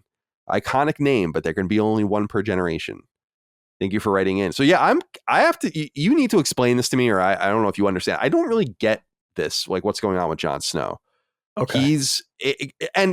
It's funny because Mac Daddy brings up using the same name. There is a thing in the first book that is different than the show, in that Robin is named Robert in the book. And they clearly changed it in the show so that you don't get confused between Robert and Robert. But Robin of the Vale or whatever, like Little sucking Robin, on his mom's teeth, he's Robert in the book. Oh. So weird shit's happening with names. Oh, that's weird. Okay. But I'm confused by this. I don't understand this at all. So can you explain it to me? So it turns out that, to my understanding, that Jon Snow is actually not a bastard, because he was born of Lyanna Stark and Rhaegar Targaryen, who secretly married. I think the common understanding was that Rhaegar Targaryen raped or captured Lyanna Stark at some point, and Jon Snow was born out of that. But they had an actual love affair that they were keeping hidden, that they were actually had a proper marriage, and Jon Snow was born out of that. Now, I don't know about the other surviving son at that time being known as Rhaegar. I thought, no, but Aegon. That could The be other right. son is he says the other son is Aegon. There's two Aegon. Right. Because Daenerys, this is weird, but try to follow me. Daenerys says earlier that the two, not Drogon, but the other two dragons were named for her brother, Viserion for Viserys, who we know early in the show. And the other brother that I guess we don't see or that already perished was Rhaegar, who Rhaegal was named for. So I don't know about any other kind of brother, but that's the story with Jon. So Jon is actually he's not a bastard at all. In fact, he's a Targaryen. And that also might speak to why he's able to kind of interact physically and emotionally, I guess, with the dragon. This is, I don't know. Which we'll see more in season 8. I imagine if and when the books are finished that this will be much more concise. I'm not the sharpest tool in the shed for sure with plot stuff. I miss things all the time that I'm supposed to. I don't clue into things very well, but I do feel like this was pretty obtuse. No, this season is very obtuse. I really don't get it. This season is obtuse. It goes so fast that plot points like this are really, they're glossed over very quickly. Like if you kind of divert your attention from watching for 2 minutes, you could miss something major like this, which is a major thing. I mean, Jon Snow is he's the main character in the story. I mean, if there is one, right? I mean, him and Dany. So it's important. So yeah, it's kind of skimmed over very quickly, but to my understanding, that's what Bran was saying, that he's not a bastard because he was born out of love. He was born out of marriage. He was born out of a proper union, and that makes him a Targaryen technically, or I guess really half Stark and half Targaryen, which is interesting. Yeah, right? Definitely. And there's a quote: Robert's rebellion was built on a lie. I got that, but yeah, interesting. I guess I don't know. James Ketchum wrote in though. Now that we have the kind of everyone who's playing the game right now on the table, he says, top-notch fantasy that resonates and stands the test of time teaches us that a good king is capable of making his land flourish and his people have better lives. We see this, of course, in Lord of the Rings, Dune, and Narnia. The health of the land is tied to the health of the king. At this point in Game of Thrones, we have received the lesson loud and clear that no one deserves to rule, as every single individual who takes the throne or pulls the strings behind the throne causes wreckage. I got exhausted with the show at this point. Even though there are some wild action pieces, did you ever care at this point who won the Game of Thrones, as no matter who it was, they would just muck it up all again? It's interesting because the only obvious answer to me is Jon at this point in the show, that you would want him to take control, but he doesn't want it. And everyone else is deeply flawed. I would consider, even though Daenerys has done all of these really great things like freeing the slaves and all that, she's pretty heinous. She doesn't, they do try to play her up and make her softer in this season, I think. And I don't know if that's intentional or in the books as well, where they're like, well, she doesn't want to attack King's Landing because she doesn't want to kill everyone and all of that. And that's what you were saying earlier. Like, she could have kind of just gotten this over with if she wanted to have a total war footing. And they removed that from her. But it can't erase all the fucking crazy shit she had done in the past. And they bring up some of the stuff, like she crucified all these different people and destroyed entire towns and assassinated people and did all these things. And I don't think that's why I think it's so funny that people named their kid Daenerys, because it's like, wow, you really should have waited, because she's not especially how it ends. Yeah. Right. Yeah. Exactly. And so at this point in the story, it's like, well, it can't be her. Stannis probably would have been the best person because he has some sort of birthright to it. And he seemed like the most kingly and brave, but he was just on a quest for power. Robert obviously was a drunk and an idiot. Ned Stark would have been too honest probably for the throne if he had gotten it. And that's why I'm confused about how Cersei even took power and how this is being allowed. That's why I'm so there's a huge gap there in their growing fascism, basically, and the people allowing it to happen. It's just, there's a lot going on here. So I agree with James that it's almost like no one really deserves to win. Who cares? And do you agree with that? Or are you pulling for someone in particular? Yeah, I mean, I think I naturally pull for Jon because I think you're just drawn to him on a human level because of his humility, his honor, his integrity. It's not that he doesn't do things wrong. It's just that he seems the most deserving, right? I think there's a little cheating involved in knowing how the show ends through season 8 with Dany, I think in particular, because you know what happens with her. But I do think you do see glimpses of that Targaryen insanity. You know, the way she corners Varys in the beginning of the season, and sort of, you know, Tyrion has to step in and basically save Varys from the brink, because she really goes after the jugular in this, and it's sort of at random, right? She shows glimpses of that hostility, and I think that anger and this the ability to kind of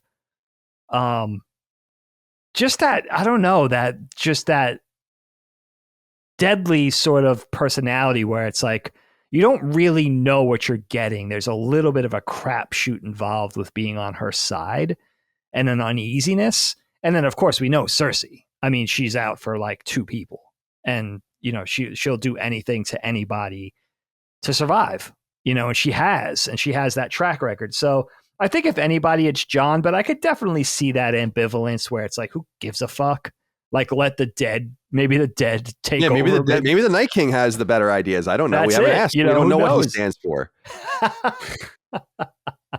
It is interesting though to think that's why zombies in quotes are just so lame. I just think it's so lame generally, because it's like, well, what is the goal other than just destruction? Right. It's cool if that's an idea, but how many of those stories are we going to have? It's much more scary to deal with a group that wants to destroy you and has some sort of goal, some sort of sentience to it, where that's why I loved that show Colony. It got canceled, but about the alien invasion of Earth, where it's like you're dealing with pretty serious people here, you know? Right. It's not just that they want to kill you. It's that they have a plan and they're here for a reason and all that. So maybe the Night King is an egalitarian, passive constitutional ruler. We don't really know. Maybe that's an option. And you know, with Jon, like with Jon too, much like his dad, Ned, like you could see him being a just king, but can you really see that personality working in such a cutthroat, vile world? Much like if Ned survived, and the legacy of Ned Stark lives on in this show. That's something that they do in this show. You have a character that dies in the first season, spoilers, but they keep his legacy and talk of that character and who he was and his effect on the surviving players really haunts the show. 7 seasons later, you never see that. You never see a character that we lost 6 seasons ago have such a legacy effect on the show, which is really interesting. And I think Jon is a lot like Eddard Stark. I think that had he been the one to rule this world, I don't think Jon's philosophy and his code and that sort of integrity and that unapologetic goodness, I just don't think it's long for this world, you know? And again, if you think about the dead and the Night King and what's their goal, it's like, yeah, but that's almost scarier, right? Because it's like, what's bacteria's goal? Like bacteria wants to survive, right? Like bacteria would rule the world if it could, right? But not knowing that and that being sort of an alien thing to us makes it even more frightening in a way, right? Interesting. So, yeah, good point. All right, let's touch on a few other things before we wrap it up. One thing we have to touch on is the kind of out of thin air, in my estimation, revelation that Littlefinger is kind of the mastermind behind the death of Jon Arryn. Now, here's an interesting piece of information I think that I've only garnered from the book that I don't think you would necessarily know. And I think I might have mentioned it when I mentioned I was reading the book the first time, is that the book is really, really, the first one, really about the death of Jon Arryn, like completely. And the investigation about who killed him and why.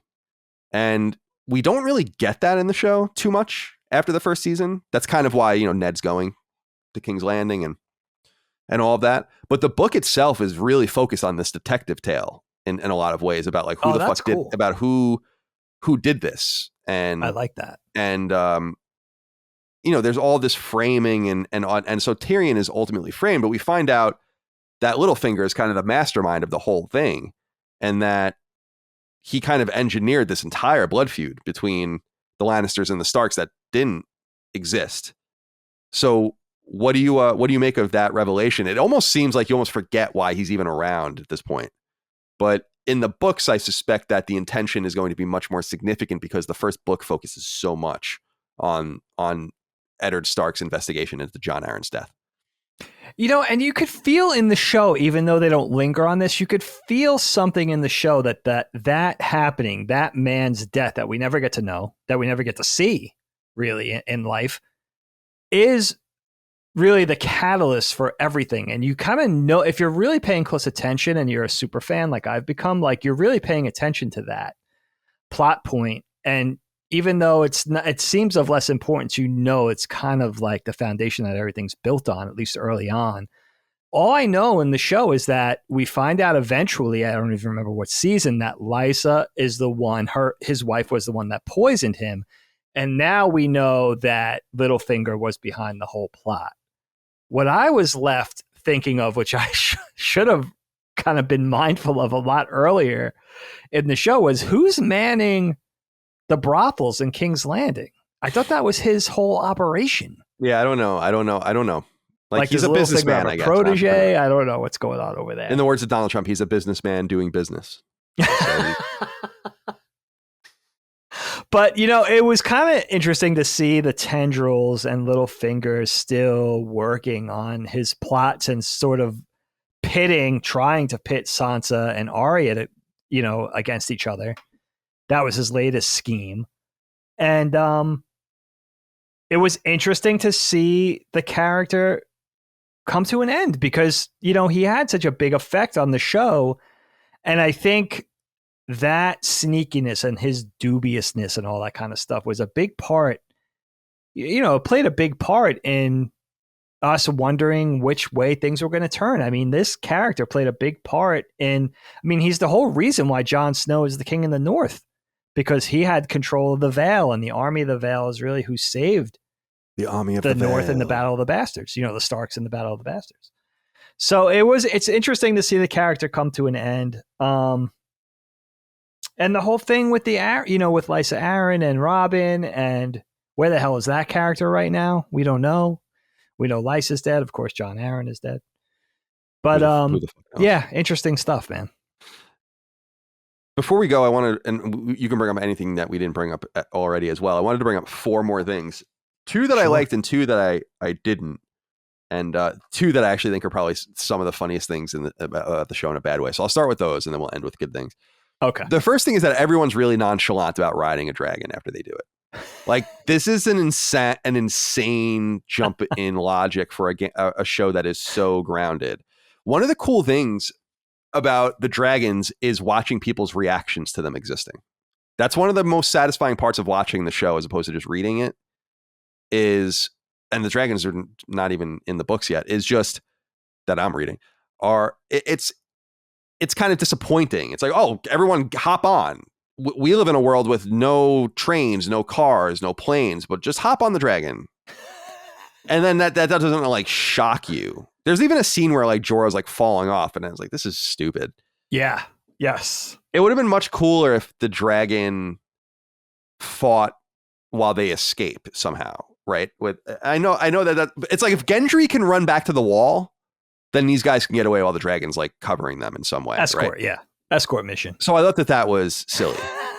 The fucking stupidest thing in the show, actually the dumbest fucking thing, is this idea that there are archaeological ruins underneath Blackstone through a massive hole in a cavern along the water that no one knew was there. No one ever knew. Like, they've mined from there before, but you go deeper and deeper into the mines and he's like, look, these are like the first men or the whatever. It's like, what?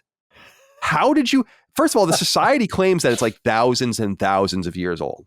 So how did you, which I think is part of the part, which makes the show weaker. I don't like that it's so old. It doesn't make any sense. Like, you haven't evolved at all in thousands of years. You've been living like this in this kind of Renaissance world. But that really bothered me. I had a real hang up on that. And there's a throwaway line that kind of tries to explain it where Dany's talking to Tyrion and he's like, you didn't even know it was there. And it's like, You didn't know the mine of Dragonglass was underneath Dragonstone, and that there is massive archaeological ruins. It's not like someone had to like blow this wall apart. There's a huge hole. I had a real hang up on that. It bothered the shit out of me. Yeah. That's a toughie. The two positives though that I wanted to bring up is one, I love the illusion of the map being painted on the ground during the beginning, and you kind of see it get more and more complete. And then a lot of interesting dialogue and cross-section scenes happen in that room in King's Landing, and I dig that. I like the idea that she's like creating the map on the ground, and all of it's their territory, and they're kind of trying to realize it. So I thought that was a really cool visual that they revisit throughout the season. And the other thing is that they really, really tone down the sex. And I know a lot of it has to do with, and the nudity. I know a lot of it has to do with the fact that like we're kind of deep in the shit now, but it made the Jon Dany love scene more powerful. And I wish that they kind of got the hint earlier that it's like, we don't need all this gratuitous nudity. Like the nudity and the sex is over the top and insane. It certainly is not like that in the book. Like it's not, it's there. It explains things. It's adult, but it's not. Remember that scene where like one girl is like, looks like she's fucking the other girl from behind. And oh my God, with Littlefinger in the brothel. And it's like, yeah. I don't remember that in the book. I don't know. Maybe I haven't gotten there yet. I was like, that's pornographic. Right? That's a long scene too. It's really just so weird. And it's so, and they really embrace it. And I just think it's so, in hindsight, it's kind of a corny element of the show, in my opinion, where they were being a little too, I don't know. A little too come and watch. Yeah. Yes. Because of this. Yes. Very, very stupid. So, but I like that the Dany Jon scene where they finally get together it's more powerful because they don't show so much of it. And again, there's not so much need for it now, but I don't know. That resonated with me. I thought that they could have taken a hint and hopefully retconned everything. But by the way, I don't know if you saw it last night, as of the time we're recording this, they announced that they're doing a sequel to Game of Thrones with Jon Snow. And are you kidding me? Kit Harington is reprising his role. Yeah. So, get the hell out of here. Yeah. So I knew about the Targaryen prequel, but they're doing a sequel. Yeah, that's apparently happening. Yeah. Oh, wow. I don't know how I feel. Well, before we get to that, we have one more season to get through. Yeah. Unfortunately. Oh yeah. Oof. Wow. I gotta look into this immediately as soon as we're done recording, my friend. What do you want to talk about before we go? Anything I love your point about the dragons. I'll say one thing, not even speaking to riding the dragons in particular, which is a great point, but I do wish they met the whole idea of people seeing the dragons for the first time, whether it's Davos and Jon or them seeing it in the northern wilderness with, Jorah's already seen them, but, characters like Thoros and Beric and the Hound. I wish they met that with more awe and wonder and shock.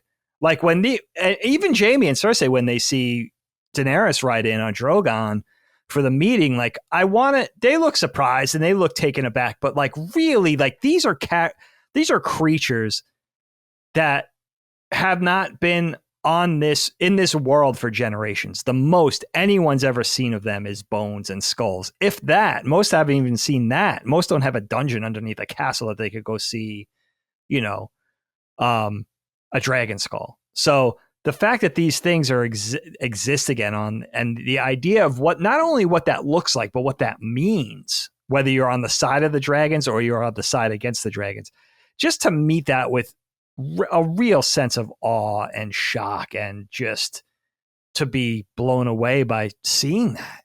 You know what I mean? Like that would be so frightening and the most insane thing in the world. And I love Tyrion says at one point that I tell you get used to it, but you really never do get used to it. I like that little thing when he's talking to Jon Snow about seeing them for the first time. But I wish that they kind of played that up a little bit. That would have been kind of cool to do that. And, you raise good points about, suspension of disbelief in various aspects. I thought the same thing about the sewers or Tyrion's secret passage underneath Casterly Rock. Like, nobody saw that giant hole in the wall, in this Lannister stronghold, that type of thing. So there's a lot of that type of thing where it almost plays into like a more fairy tale-esque kiddie fantasy thing where it's like you got to suspend your disbelief when sometimes it's unreasonable to ask that, to that degree. There was a lot of that, I guess, in this season. Definitely, and points. Yeah, that's kind of like what it takes me out of it a little bit, but it's no big deal. It really is. And you make an interesting point about the sex too, Kyle. Like, I think everything. This is the season where we see Grey Worm and Missandei go at it, right? Which is another thing, much like the Dany and Jon love scene, where it's less gratuitous sex and more lovemaking. The only gratuitous sex thing I could think of in this season is when Cersei jumps Jaime's bones and like goes right to her knees. It's not long. It's not a long scene, but I think Nikolai's bare ass is in the scene, right? I think so. That was the only gratuitous, very Game of Thrones-esque love scene that I can remember in this season. But they do, the tone does seem to be changing. So that's a really good point. And, I kind of walk away from this conversation just wanting, there's certain things like popping the lid off the whole Iron Bank thing, or finding out more about how something like Viserion, like how the dragon becomes undead and the Night King's powers or something. But there's certain things you want to expand because they're cool, but they barely have time to handle what they handled in the season. So it's really not even realistic to ask for more. But all in all, I think it's a good season. Now, we know where everything's tragically going to land in season 8, and we'll get there soon. Indeed. But yeah, all in all, I kind of walked away from it very satisfied. I was also kind of fortunate in this case because I was able to watch it all the way through twice. And I think I even started it a third time. So I was really able to digest, think things through, stuff like that. But yeah, all in all, I think if it just stayed even keel, or maybe even dropped, maybe even went up an echelon to like season 6 quality for season 8, that would have been kind of cool. But it's funny to be ending season 7 because I think there's still hope. There's still hope right now going into season 8. And then how many episodes is season 8? It's less than 7, right? Is it 5? It's 6, I think. 6. Okay. Yeah. All right. So we only have 6 more episodes to go for this conversation. It's very interesting where we've landed. Well, Dig, that's it for season 7. We'll convene in the coming weeks for season 8. I'm excited. Appreciate all of your There'll patience be out lots there. to say. Yeah. Oh yeah. We'll wrap it all up and we appreciate everyone riding with us. These shows are doing pretty well. It's not often that we spend so much time. I think it'll be like 15 plus hours of Game of Thrones content by the time we're done. So pretty crazy. But let's end this episode, Dig, like we always do, with a dad joke, and I leave it to you. All right, let's throw it over to our friend Joe, coming at us from Twitter DM. I'm excited about this one because it's a Game of Thrones dad joke that Joe sent us. Okay, Kyle, here we go. Why do the Lannisters have such big beds? I don't know. Because they push 2 twins together to make a king. Son of a bitch. That's good. I like that. That's a good one. That's right. Jaime and Cersei are twins. Yes. Right? Yes. Yeah. So not just brother and sister. Gross. I don't know if that makes it better or worse. Gross. I think worse.